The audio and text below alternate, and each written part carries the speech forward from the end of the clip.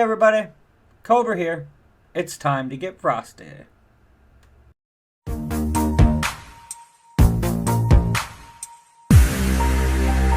Hey everyone, thanks for coming back. I wanted to bring you the Blizzard Sorceress today as one of the final builds to close out the season.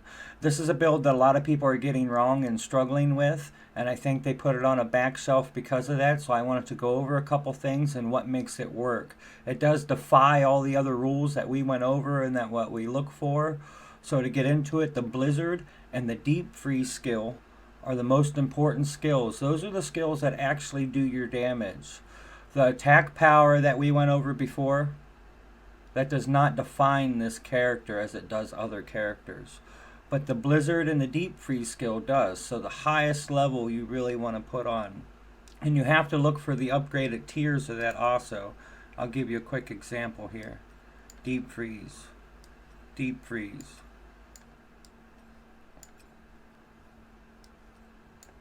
Jesus, that was silly. So when you sit down, apparently you can't move items around. Jesus. But anyways, let's get back into it. Deep Freeze. This one here, $13.99. That's close to top, right? Well, it's not, because there's even a higher tier. This one here is $15.73. That doesn't even reach the numbers of the one before that. So you have to really pay attention, because these two skills are where you get all your damage from. Now, as before, we're looking for high weapons and high offhand. In this case, we are not. You're looking for the 4 skills that you need on your offhand and your dagger. That's more important than finding the maximum damage, because this attack power is not going to define the damage that you are doing, but these 2 skills will. And also, if you're going to use this build, you will need the armor. I found this armor all over the place. I think it's an easier drop now since everything has been done. I found this really early off. This was level 61 and it was already a good piece, and I found multiple after that. It seems like when you do find one though, you find another one fairly quickly, which I don't understand all about that, but it does have that likeliness to me. But you do need this armor because we will be teleporting. We're building a close build. There are other variations of this build. And if you did not have this armor, you would put a piece of armor on that had 4 defense skills on it. And you would wear these common boots right here, which I would still wear these boots at times with the armor, but I need the extra dodges if I'm going to use the teleport and get up close. These boots here are great though. They'll give you basically 100% crit strikes chance, but you must have the movement skill on your amulet. You need the extra movement skill also to really make them have effect. And I think that's really everything. On the boots, I prefer to have 3 maximum evade charges. I think that's very important for what we're going to do, because we're going to be teleporting around a lot. And it's something that's going to stun enemies when we teleport into them, and then we're going to annihilate them from the inside out. So I think that's everything you need to know. So without everything else, we'll get over to the dungeon and we'll show you how it works. Alright, now that we're in here, give you a look at the modifiers, and let's go over exactly what these 2 skills do. This one, when you cast Blizzard, it will periodically spawn exploding ice spikes. See the ice spikes coming up out of the ground. That's your main form of damage. Now also, a side effect of Blizzard and freezing skills is that you will freeze people. So when you do that, every time you freeze people, you will automatically shoot ice spikes. That's why you don't see it on my skill bar. The whole build and the guide will be in the description below, so you can follow along yourself and put this together. But when somebody freezes, it gets machine gunned automatically. I will level this skill up all the way, but I will not use it on my bar because it will be cast at all times. So, Blizzard. We only have level 1 Blizzard because this skill synergizes with the Blizzard to give us the damage that we're looking for to freeze the people. That's pretty much how it works, but those skills define what kind of damage you're doing. We should be about 29 levels over, like always, and we'll show you exactly what this can do. Now what you really want to do is you want to try to get a group. You got to be a little more strategic and dive into them and try to get them all grouped up. Hit your shields, hit your Blizzard. When you hit your shields, you're going to multiply your damage. And you can see the ice spikes shooting all over the place here. This build's a little more stressful than, let's say, the Necromancer build. But it is a very good build, and I do like it. There's not many things that can defeat it, but you will get one shot. It's still squishy, but as you see, it can clear very good, especially for 30 levels over. Or 29, what's this, 29 levels over. And without the health potion upgrade. So what we do with this flame shield is when we hit the flame shield, it's going to give us half our life back. And it's going to amp up our damage. So it's like a oh crap button, you could say. Especially with this deep freeze too. This is going to kind of help us reset our cooldowns if we get off. It's going to clear the board for us. And then we can go right back in and keep going.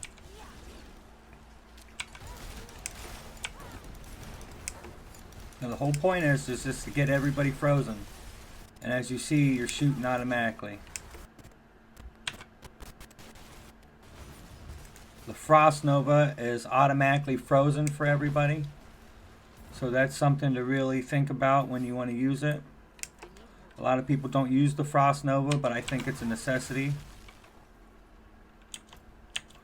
Oh. We're done already. If you do stop, you will die with this character, though. I expect to die at least once in this to show you. I mean, it's kind of ceremonial for everything. But for the most part, I mean, I like the destruction.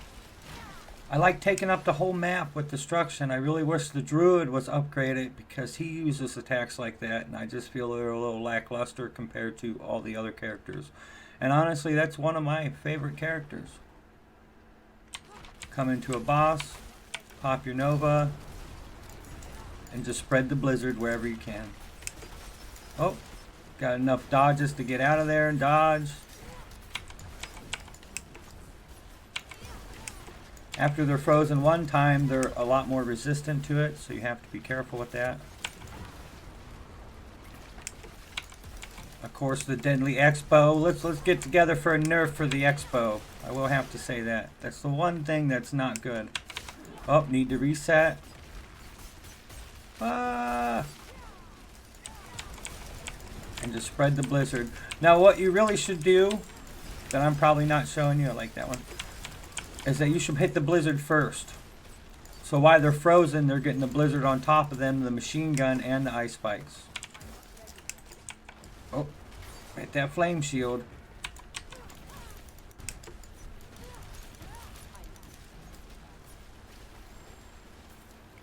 And we are not using a generator, as you see. You get enough mana back through all your actions.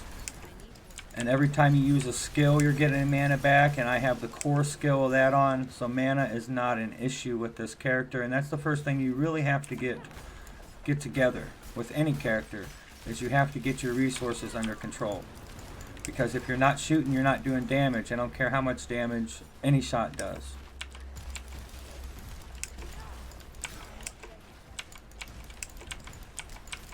I think this season's come a long way with Diablo. I think we have a lot longer to go, though. It's a little short, so I'm excited for when the new tournaments come out. I think it's going to add a new level of difficulty, I hope, to make the seasons a little longer for the hardcore players and everybody alike. Ooh, this is getting it. Ooh, ooh, is this it? This is it. Oh, crap! That's what I really like about this sorceress too. It kind of reminds me of some of the moves of the Necromancer on the same level with the invulnerability. You can mess up a little bit and it be okay. As you can see, 30 levels over, nothing. This is a character that can beat Lilith also, but when you go after Lilith with this character, one of the things to remember is you have to stun her. It's not just pure damage. It takes time to build up with this character. So you have to stun her, and then once you stun her, you can end up phasing her. Next season, maybe if we get into the Sorceress again, we'll bring that to you with the Sorceress. I really feel like feel like I'm going to do the Necromancer again. I mean, he was one of the funnest characters I have played. Fairly easy to get together.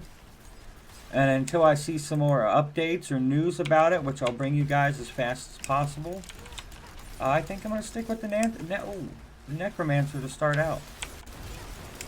I still think there's a lot of things they need to do to fix this game. But, you know, it's getting there. And the last couple times they have listened to us. So, you know, I'm very hopeful. I really am. A couple other things that we go over is the skill on the helmet. You'll see in the build guide, but I just want to let you know firsthand. It gives me the double Ice Nova. That Ice Nova is going to be your friend, so I really implore you to take that.